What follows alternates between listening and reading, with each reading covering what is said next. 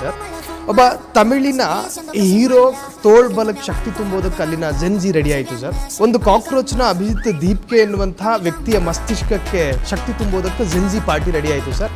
ನಮ್ಮ ಕನ್ನಡದ ಒಬ್ಬ ನಟ ಒಂದು ಹೊಸ ಆಲೋಚನೆಯನ್ನ ಕರ್ನಾಟಕದ ಮುಂದೆ ಪ್ರಸ್ತುತಪಡಿಸಿದಾಗ ಅದನ್ನು ಎರಡೂ ಕೈಗಳಿಂದ ಸ್ವೀಕಾರ ಮಾಡೋದಕ್ಕೆ ನಮ್ಮ ಜೆನ್ಜಿ ರೆಡಿ ಆಗ್ತಿಲ್ವಲ್ಲ ಅನ್ನೋ. ಇಲ್ಲ, ಹಂಗೆ ಹೇಳ್ಬೇಡಿ. ಆ್ಯಕ್ಚುಲಿ ನಮ್ಮಲ್ಲಿ ಇನ್ನೂ ಸ್ವಲ್ಪ ಜಾಸ್ತಿ ವಿವೇಚನೆ ಇರೋದಂತ ಪಾಸಿಟಿವ್ ಯೋಚನೆ ಮಾಡೋಣ. 100 ಸತಿ ಟೆಸ್ಟ್ ಮಾಡ್ತಾರೆ ಇಲ್ಲಿ.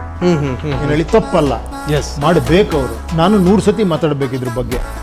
ಅವರು ನೋಡ್ತಾರೆ ಕನ್ವಿಕ್ಷನ್ ಇದಿದೆಯಾ, ನಿಜವಾಗ್ಲೂ ಇವನ್ ಮನಸ್ಸಲ್ಲಿ ಇದಿದೆಯಾ, ಮಾಡ್ಬೇಕಂತ ಇದೆಯಾ ಅಂತ ನೋಡ್ತಾರೆ. ತಪ್ಪಲ್ಲ.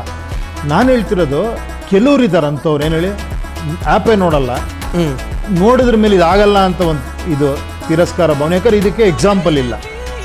ಈ ಥರ ಯಾರು ಪಾರ್ಟಿ ಮಾಡಿದ್ದಾರೆ? ನಮ್ಮ ಕೈಲೇ ಪಾರ್ಟಿ ಅಂತ ನಾವೇ ಡಿಸೈಡ್ ಮಾಡೋದಂತೆ ಅಂದರೆ ಸ್ವಲ್ಪ ನಿಮ್ಗೆ ಹೊಡಿಬೋದು. ಸ್ವಲ್ಪ ಯೋಚನೆ ಮಾಡಿ, ಯಾಕೆ ನಾನು ಮಾಡಬಾರ್ದು ಅಂತ. ಇವತ್ತಿಗೆ 50,000 ಜನ ಅಲ್ಲಿ ಬಂದಿದ್ದಾರೆ. ಇವಾಗ ನಾಳೆ 5 ಲಕ್ಷ ಆಗ್ಬೋದು, 10 ಲಕ್ಷ ಆಗ್ಬೋದು. ಅದೊಂದು ದೊಡ್ಡ ಪವರ್ ಆಗ್ಬೋದು. ಅದು ಯಾರು ಕಂಟ್ರೋಲ್ ಇಲ್ದಿರೋ ಪವರ್, ನನ್ನ ಕಂಟ್ರೋಲು ಇಲ್ಲದೆ ಇರೋದದು, ನಿಮ್ಗಳ ಕಂಟ್ರೋಲ್ ಇರೋದದು. ಅರ್ಥ ಆಯ್ತು? ಅದನ್ನು ನಾನು ಯೂಸ್ ಮಾಡ್ಕೊಂಬಿಡ್ಬೋದು. ನಾನು ಯೂಸ್ ಮಾಡೋದಕ್ಕೋಸ್ಕರ ನನ್ನ ಫೋಟೋನೂ ಹಾಕಿಲ್ಲ, ನನ್ನ ಪಾರ್ಟಿನೂ ಅದಕ್ಕೆ ಟಚ್ ಮಾಡಿಲ್ಲ. ಯಾಕಂದರೆ ಮತ್ತೆ ನನ್ನ ಪಾರ್ಟಿಗೋಸ್ಕರ ಮಾಡಿದ್ರು ಕೂಡ ನಾನು ಅದಕ್ಕೆ ಪ್ರೆಸಿಡೆಂಟು ಪಾರ್ಟಿಲಿ, ಮತ್ತಲ್ಲಿ ಸ್ವಾರ್ಥ ಬರುತ್ತೆ. ಬೇಡ, ನಾನು ಒಬ್ಬ ವೋಟ್ರಾಗಲ್ಲಿ ಎಂಟರ್ ಆಗ್ತೀನಿ ಬೇಕಾರೆ, ನಾನೊಬ್ಬ ಆಸ್ಪಿರೆಂಟಾಗಿ ಎಂಟರ್ ಆಗ್ತೀನಿ ಬೇಕಾರಲ್ಲಿ.